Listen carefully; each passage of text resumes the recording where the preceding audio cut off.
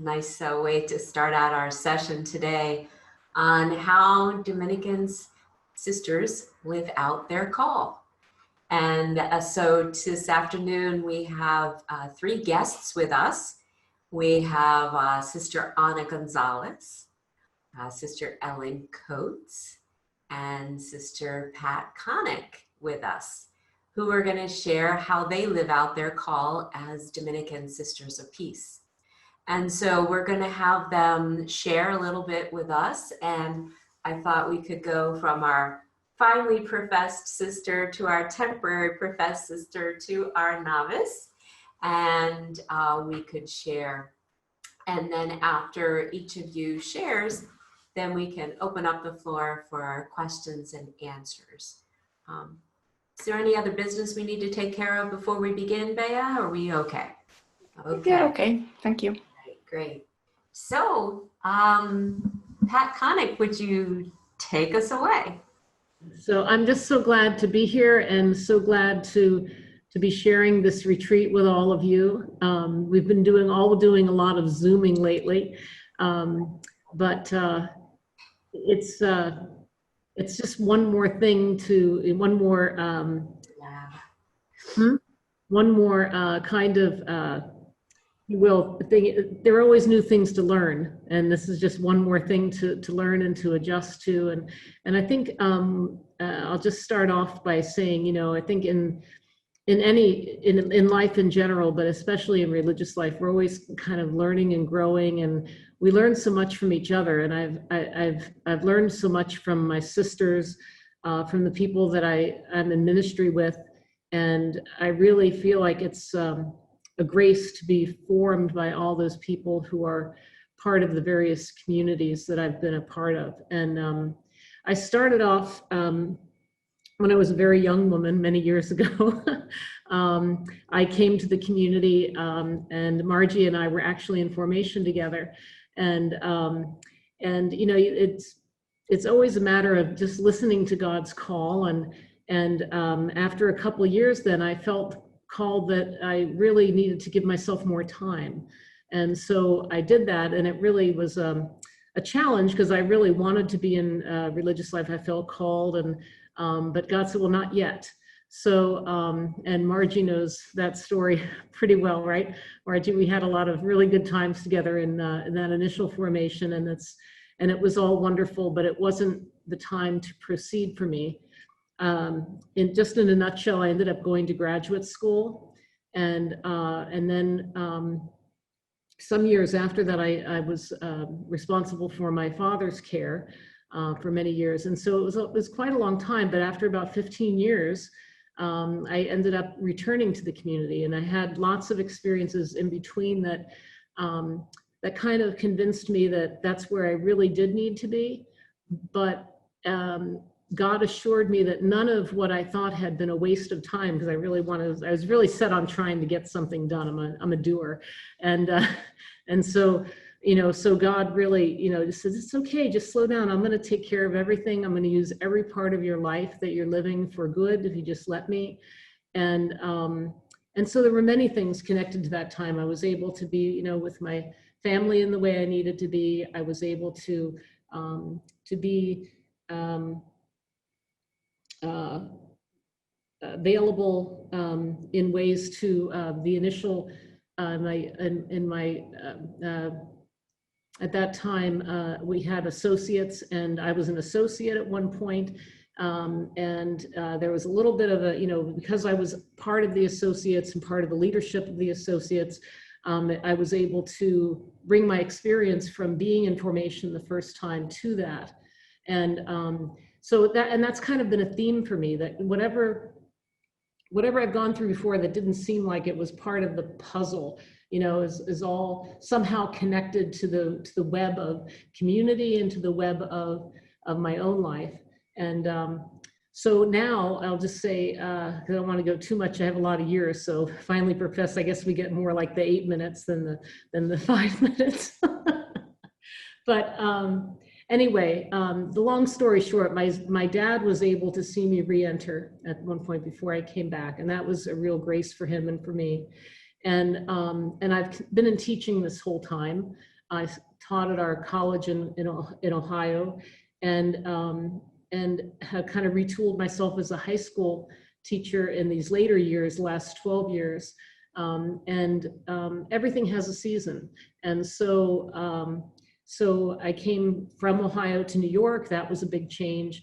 But I think that's one of the things about our life, that we get opportunities to be able to go places and have the freedom to move when, wherever God calls, wherever the community calls too. There's this mutuality between the desire of my heart and the desire of the community's heart, and we have dialogue about that, and kind of together, make the journey together, and that's what gives us our strength. I think that's, I really believe that's a reflection of, wherever we live our communities, whether it's in our family or in religious life or in a community of single people, that we're reflecting the face of God, because God is community itself. And so as I make this journey, that's the one thing that I'm really kind of sure of, that can't think of the name of the person who said it. You can help me with this, guys. Everything belongs. Richard Rohr. Everything belongs. Everything's a part of the, a part of our story. And I've done many different things, even though I've been in education a long time. I've done everything from being in the classroom to helping out with renovations to doing, various aspects, especially being with people in the community. And for myself, my sort of the thing I feel most called to is to be with people who maybe don't have the advantage of maybe the most premier education when they were young, but they're very committed to development and to learning, and that can make a big difference in their lives. And I hope I'm doing that here at Dominican Academy as well. And I really can't tell you what a joy it is to walk with these young women and to see them. I teach sophomores chemistry and then juniors, and I'm getting to the end here. So, but I can watch them grow in those especially formative years. And actually for me, I really believe that some of these women will be future leaders in the church. I hope they will. I hope they will. They'll at least be leaders in the community. And I really think that will make a difference, the kind of foundation that they've had here at the school. And we have many high schools in our congregation, not just the one here in New York. So what's exciting is this is going on in Tennessee and Louisiana and in Ohio at the high school level, and in a couple different places at the college level in our learning centers. All of that is really, so I kind of represent that part of the ministries, I suppose. But all of that is really important for just helping people to find that joy of learning and being able to have that. So it's such a gift. No one can ever take that gift of education away from you, and it's the way that we grow and develop as people. So that's enough for now. I kind of said a mouthful, but again, I'm just so glad to be here. And it's a little weird. I keep trying, in Zoom, you're not supposed to look at the people on the screen. You're supposed to look at the little dot in front of you, right? So you're not like looking up in the air or whatever, but it's a little strange, But anyway, I'm looking forward to your questions at the end, okay? So again, thank you for inviting me today. Thank you, Pat. That was perfect. And could you just say a little bit about where you are right now? Oh, I'm sorry. You mean in the background here? Yes. Yeah, I'm in New York City, and but this is our science lab. I have my my office set up down here for COVID, because we're each in a different room when we're doing remote, so that it can be cleaned properly and everything. And this is, you can kind of see the curve in the ceiling. It's a room built on a circle rather than on just like square walls. So it's really kind of fun. And but we do a lot of our exploration of nature in this room. So great. Thank you, Pat. Appreciate it. Yeah. Anna.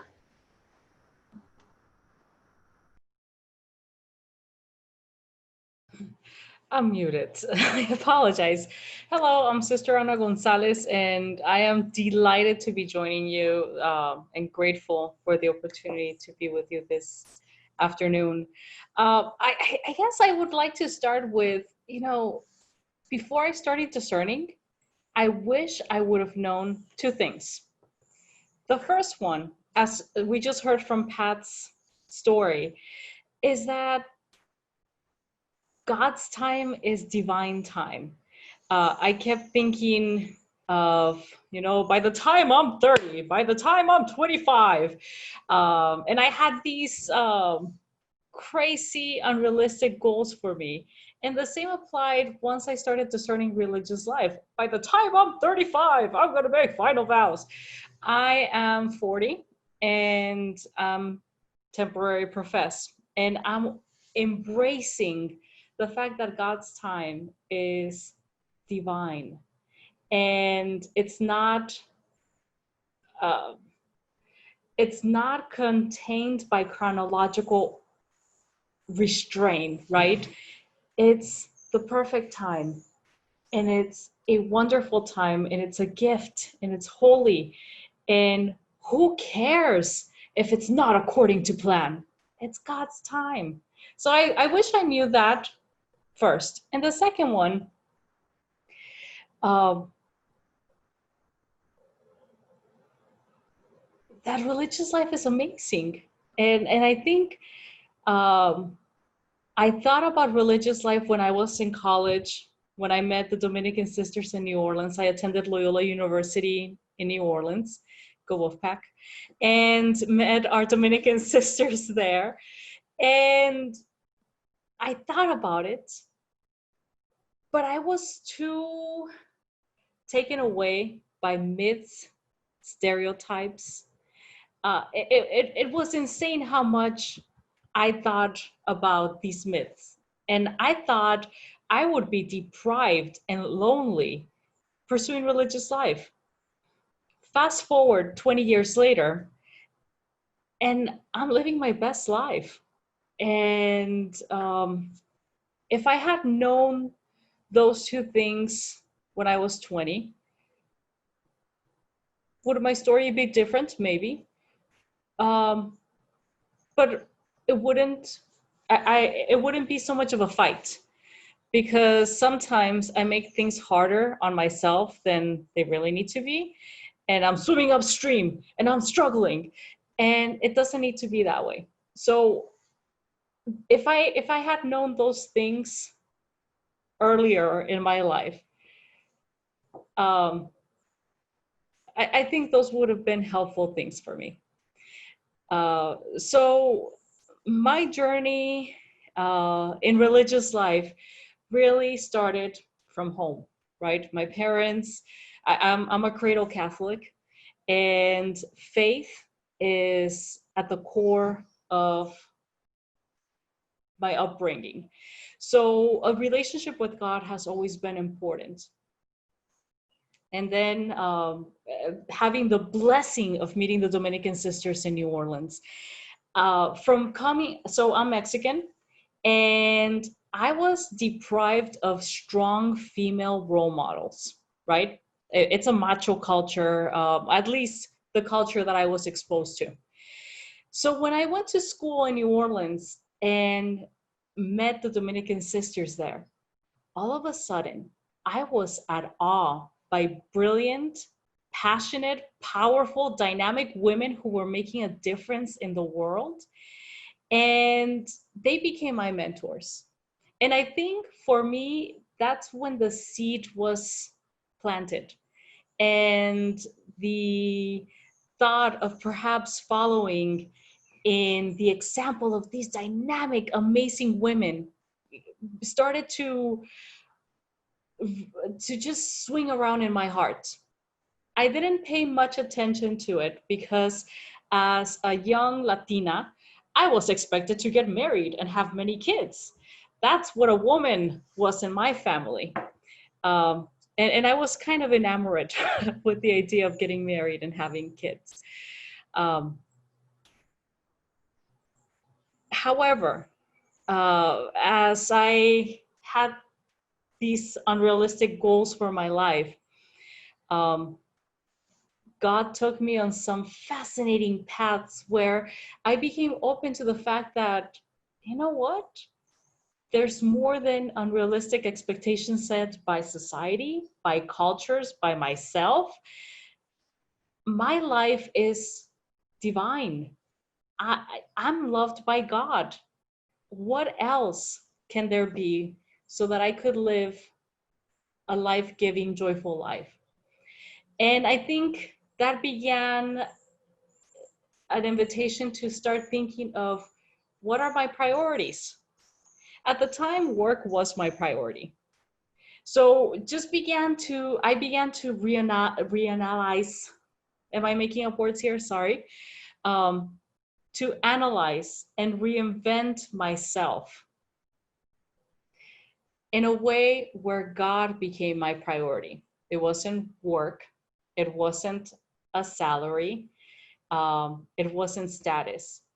And that's really what launched me into serious discerning and religious life.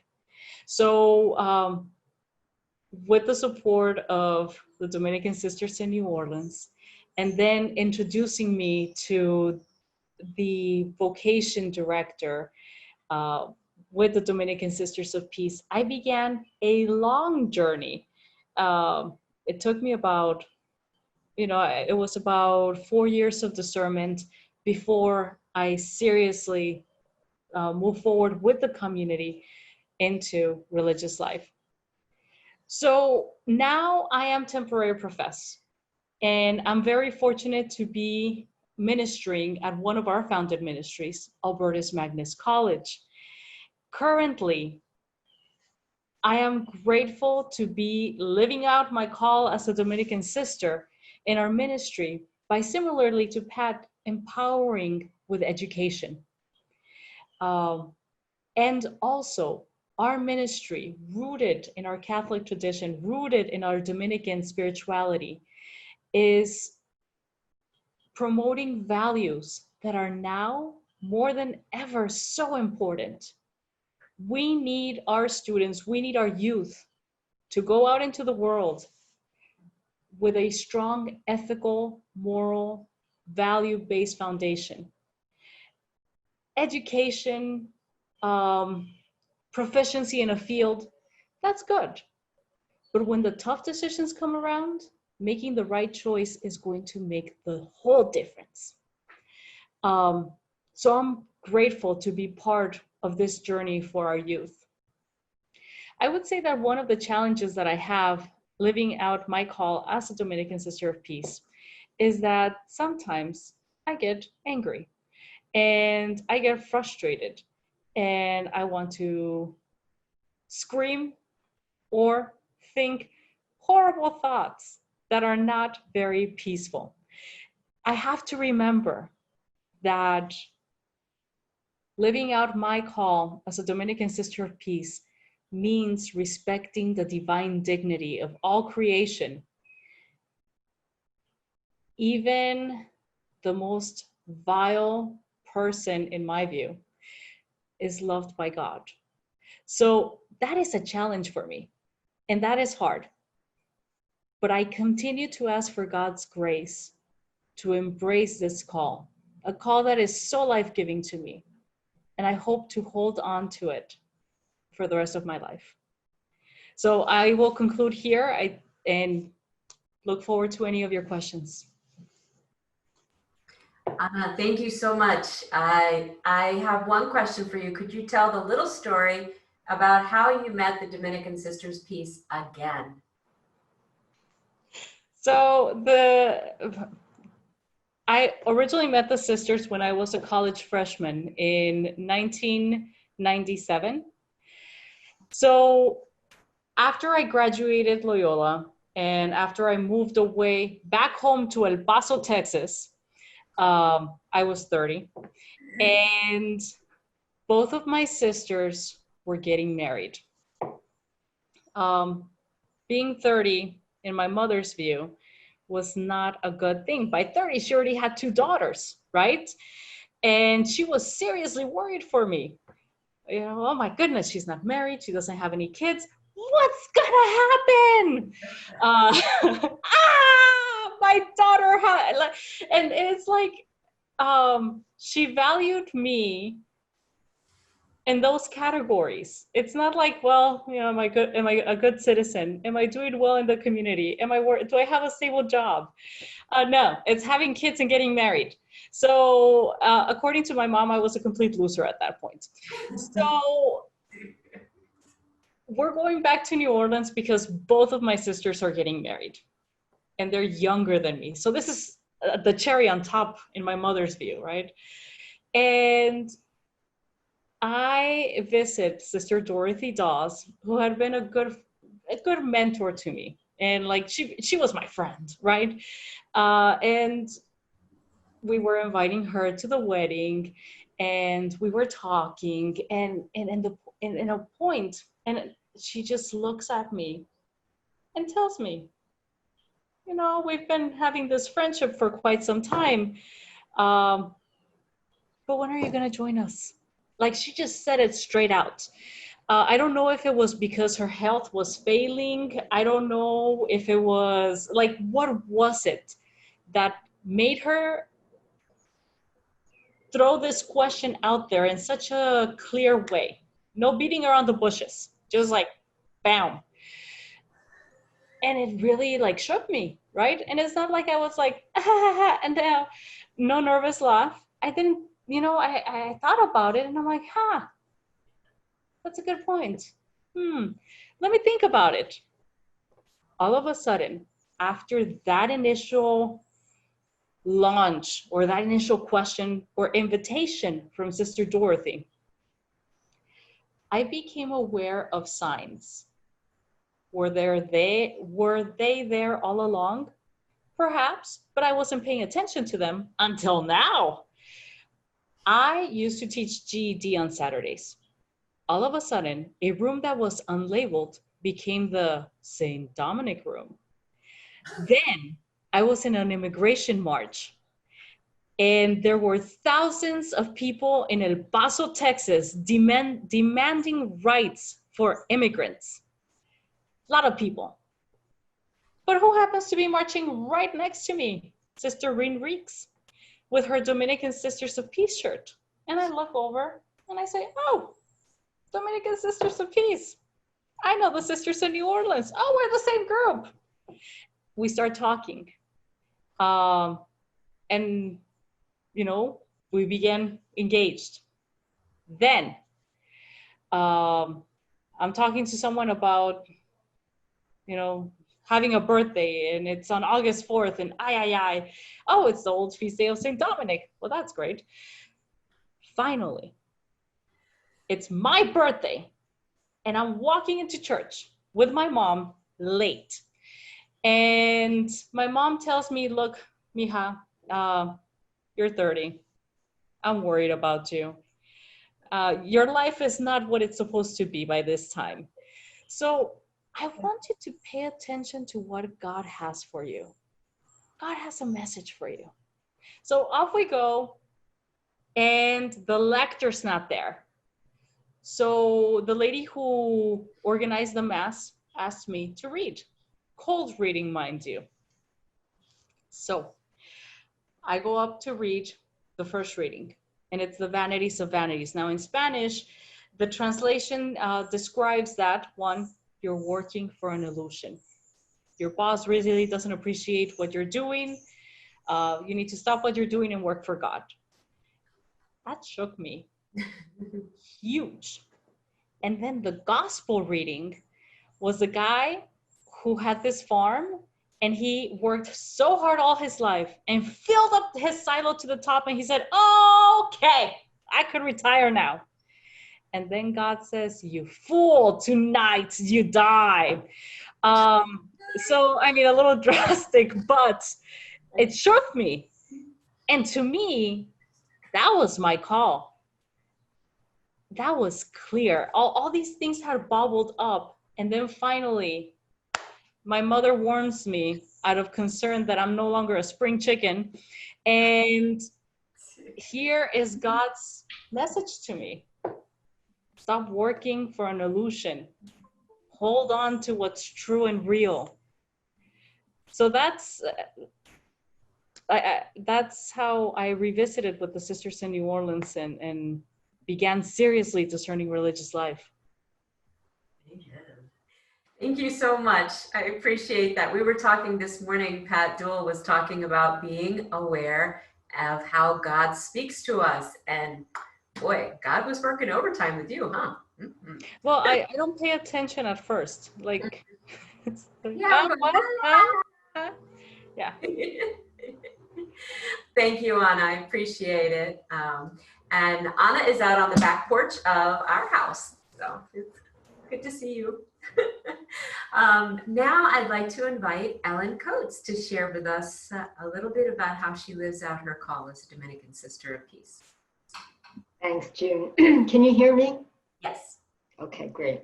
So I'm Ellen Coates, and I'm actually a second year or apostolic novice. I just finished my year of the canonical novitiate at the Collaborative Dominican Novitiate. I was in, where was I? I was in St. Louis, and they've moved that program now to Chicago, but it was really great, and I'll probably come back to that in a couple of minutes. But, you know, it's remarkable to me how many similarities there are in my story and in Anna's and Pat's, because I also am a cradle Catholic, and Mass and prayer and giving to God were all really important to me and have been throughout my life. And in fact, my career in public health, in a lot of ways, was really sort of trying to, I suppose, live what I thought was my call at the time. And I would say that it was, in fact, a vocation. My first vocation, I guess, but it was also, I felt like I'd been so blessed, and it was a way to give back a bit, but it also was a vocation and a career that I absolutely loved. And it gave me opportunities to travel all over the world, and in some small ways, I hope, make a difference. And at one point, interestingly enough, quite a few years ago, when I was in a very, very remote part of the world in Papua New Guinea, for both professional reasons and for safety reasons, I was living with missionary Franciscans and working in a local clinic with them.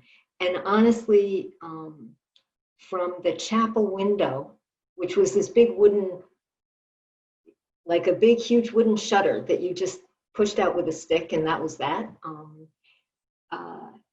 I could look out from this point way up in the mountains and see for hundreds and hundreds of miles, which growing up in New England was kind of a novel experience for me to begin with, and not see any sign of civilization. It really struck me at the time, wow, this really is God's creation. And during that time, and I was only there for a couple of months, but long story short, during that time, I did wonder a little bit if I might have a vocation to religious life. And I found out years later, as I was leaving for Papua New Guinea, where I'd been before I was returning, my mother wondered the same thing. And when I got back, she and a sister who had been the superior at the Catholic college where my mother went to school and had remained a very close friend of my mom's, the three of us went to dinner and a lecture, and I got a note from Sister Alice a couple weeks later that literally brought me to tears. And she said, you know, when you were talking about your time, I noticed a spark in you, and I wonder if you might have a vocation to lay ministry or to religious life. And I came across that letter when I was getting ready to actually start candidacy, and it was one of the things that I just couldn't give up. I still have that letter. But the answer at the time seemed to be no. And while there are times when I wonder, was I really hearing the right thing, given that in that setting, I felt like I probably was more aware of God than I ever had been in my life. When I look back, as Anna and Pat have both said, you know, it really is God's timing. And I think that, in fact, I was meant to do all the things that I've done between then and now, and was in a really better place in my life to enter when a few years ago, in the midst of extraordinary upheaval and transition and chaos in my life, I found myself responding to God in new ways.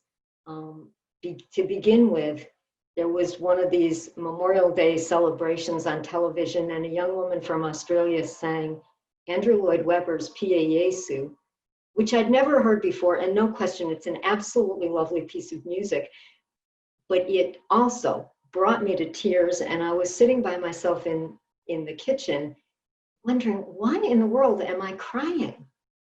And when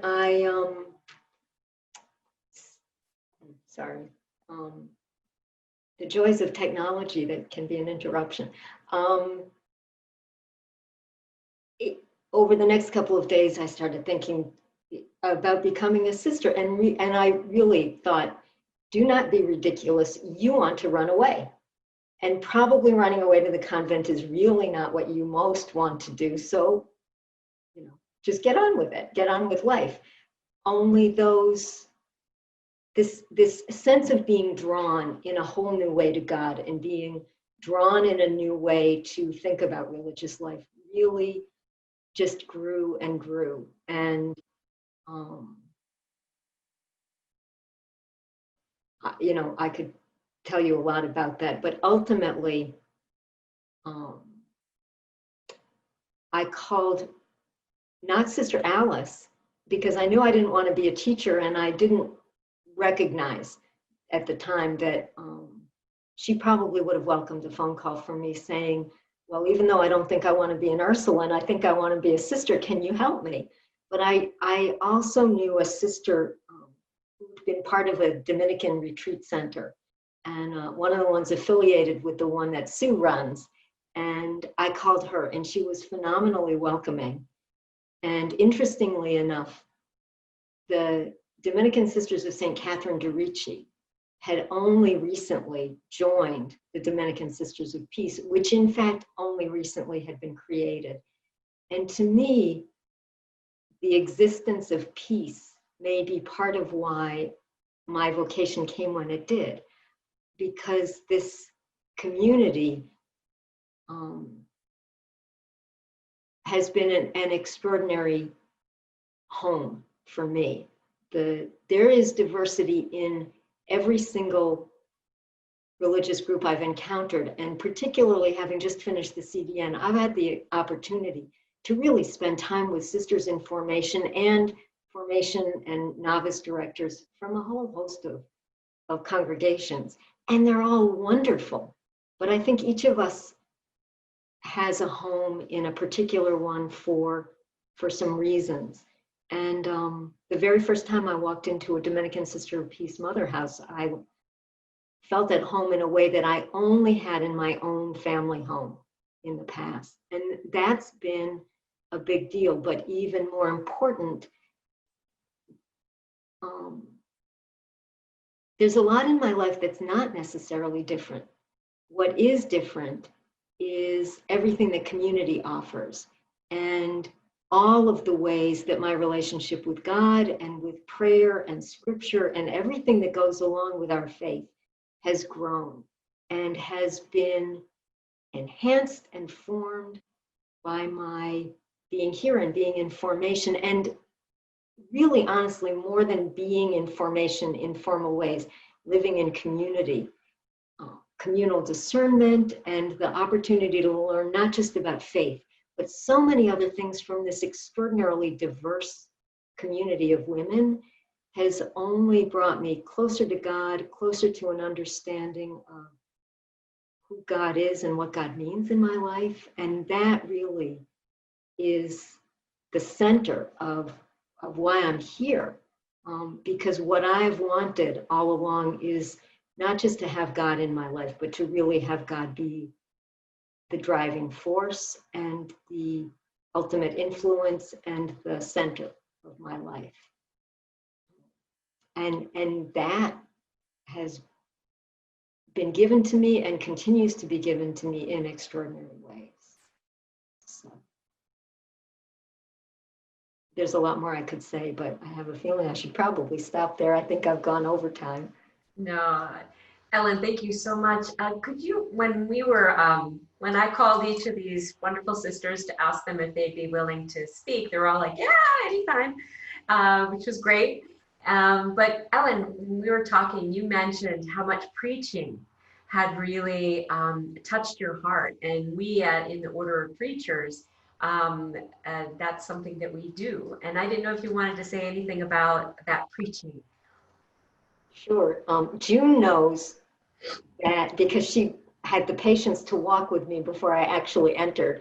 June knows that when I first learned that OP at the end of all these women's names meant Order of Preachers, I thought, oh no, this is absolutely not for me. The last thing I ever thought I would want to ever be involved in was preaching. And the truth is, and June in wonderful ways explained to me that preaching does not mean proselytizing. And that in fact, one of the great blessings of Dominican life is that we preach with our lives. And it's not just about standing up at a pulpit or standing out on a street corner and talking about God, which has its value and its importance, but may not be my particular vocation or your particular vocation. Preaching really is how we bring God into the world and make people aware of God's love, and for me, God's mercy and compassion. And there are as many ways of doing that as there are people on the earth. But it is something, there's no question, the Dominican Sisters of Peace have been preaching those wonderful things to me in my life since the first time I walked into that retreat house. And I'm learning that in my life, when I am really connected to living my vocation and to being the person God created me to be and trying to follow Jesus and the Gospels and all that you've heard, all that language all along, but that in and of itself can be a preaching. It's a witness. It's a way of making that real in the world. And I hope that in my current ministry, which has nicely brought me back into public health, I'm doing COVID-19 contact tracing and other related things for Ohio State University.